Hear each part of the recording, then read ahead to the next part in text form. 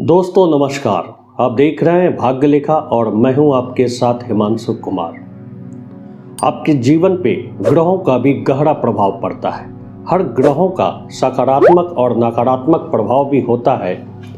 जिन ग्रहों का आपके जीवन पर सबसे ज़्यादा प्रभाव होगा उस ग्रह के स्वभाव के अनुरूप ही आपका व्यक्तित्व, स्वास्थ्य, व्यवहार तथा दाम्पत्य जीवन भी होगा। आज के इस वीडियो में हम चर्चा करेंगे चंद्र प्रधान जातक के बारे में। जिन हाथों में अन्य पर्वतों की अपेक्षा चंद्र पर्वत प्रमुख या प्रधान होता है उन्हें चंद्रमा प्रधान जातक कहा जाता है। यदि आपकी जन्म की कुंडली में लगन भाव में चंद्रमा है या फिर आपकी जन्म की राशि कर्क है तो निश्चित तौर से आप चंद्र प्रधान जातक हैं। इसके अलावा यदि आपका जन्म वर्ष के किसी भी माह में 2, 11, 20 तथा 29 तारीख को हुआ है तो आप चंद्र प्रधान जातक हैं और आपके संपूर्ण जीवन पर सबसे ज़्यादा प्रभाव चंद्रमा का होता है। चंद्रमा को पृथ्वी के सबसे निकटतम ग्रहों में से एक माना गया है। निकटतम होने की वजह से चंद्रमा का प्रभाव इंसान के जीवन पर सबसे ज़्यादा पड़ता है। चंद्रमा को सुंदरता और कल्पनाओं का ग्रह भी कहा गया है। चंद्र प्रधान जातक प्रायः लंबे कद के होते हैं। मुंह की आकृति अंडाकार और सिर गोल होते हैं। उनकी भौहें पतली होती है और ललाट उभरा हुआ होता है। त्वचा सफ़ेद तथा गुलाबी रंग की होती है। उसकी त्वचा कोमल, पेशियां बड़ी मुलायम होती है। उनके बाल सुंदर, पतले और चिकने होते हैं और शरीर पर बाल नहीं होते हैं और होते भी हैं तो नाम मात्र के। मुंह छोटा, नाक छोटी, ओठ मोटे और आंख गोल, बड़ी पलकें और कान एकदम सिर से चिपके हुए होते हैं। इनकी गर्दन लंबी तथा मांसल होती है। इनका पेट भारी होता है। चंद्र प्रधान जातक प्रकृति प्रेमी एवं सौंदर्य प्रिय होते हैं। ऐसे लोग स्वप्न लोक में ज़्यादा खोए रहते हैं। इनके जीवन में कल्पनाओं का कोई अभाव नहीं हो रहता है। भावुकता इनकी कमजोरी होती है और जीवन की कठोरताओं को तथा परेशानियों को ये झेल नहीं पाते हैं और जल्द ही विचलित हो जाते हैं। ऐसे व्यक्ति संसार के छल कपट से दूर तथा कल्पना की दुनिया में खोए रहते हैं। चंद्र प्रधान जातक उच्च कोटि के कलाकार, संगीतकार और साहित्यकार भी होते हैं। इनके विचारों में धार्मिकता विशेष रूप से होती है। ये स्वतंत्र विचार वाले होते हैं। किसी के दबाव में लंबे समय तक कार्य नहीं कर पाते हैं। ऐसे व्यक्ति स्वभाव से कुछ ज़्यादा संवेदनशील होते हैं। छोटी सी बात भी उनको चुभ जाती है। प्रेम के क्षेत्र में धोखा मिलने पर आत्महत्या तक कर लेते हैं।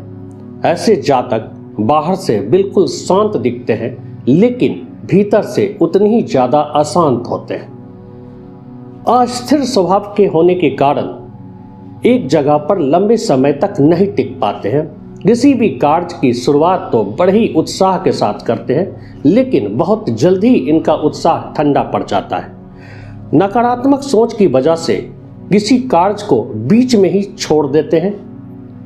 चंद्र प्रधान जातक का स्वास्थ्य जलवायु, भौगोलिक परिवेश और मनोवृत्ति के अनुसार बनता बिगड़ता रहता है। आमतौर पर इन्हें गला, फेफड़ा, जीभ, त्वचा, रक्त की कमी, गिल्टी, हृदय रोग, उदर विकार, आंत का रोग, मूत्र रोग, चेचक, मधुमेह, थायराइड, सिर दर्द जैसी बीमारियां होने की संभावना हमेशा बनी रहती है। चंद्र प्रधान जातक का दाम्पत्य जीवन सामान्यतः साधारण ही होता है।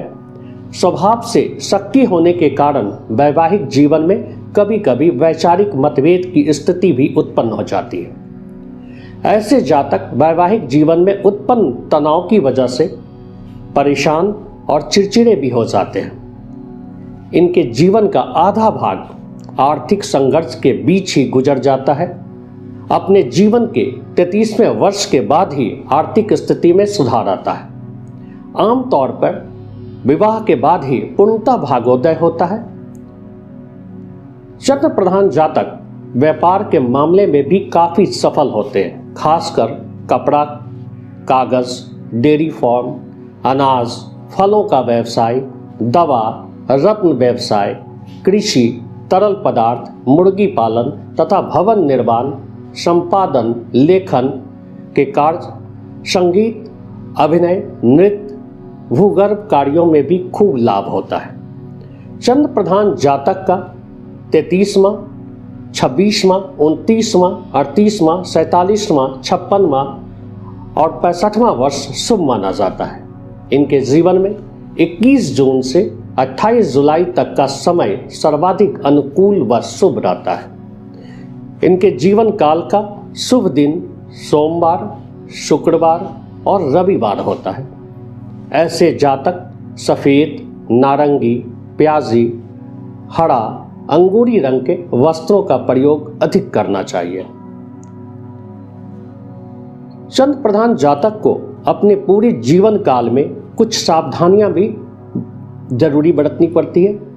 हालांकि ऐसे जातक अपनी उन्नति के लिए हमेशा सक्रिय रहते हैं। ऐसे जातक कभी भी जल्दीबाजी तथा उतावलेपन में कोई फैसला नहीं लेना चाहिए। प्रत्येक छोटे बड़े व्यक्तियों को उसकी उपयोगिता के अनुसार सम्मान दें। अपनी आलोचना को सुनकर भी आपको उत्तेजित नहीं होना चाहिए। यदि आप कलाकार हैं तो अपनी कला का प्रसार करें। अपनी कला अपने तक ही सीमित न रखें। आप किसी भी बात को स्पष्ट कहें।